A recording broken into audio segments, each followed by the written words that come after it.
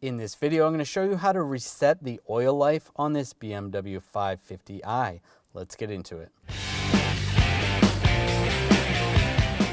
Now we're going to reset the oil life. Take your key and put the vehicle in the on position without starting the engine.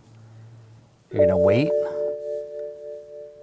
until you get the temperature and the clock right there. It may take a minute or so. Then we'll hold this button down. Keep holding it.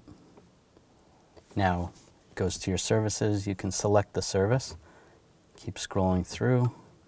Now we're at oil. We're going to hold that down until it says reset, then let go, and then hold it down again.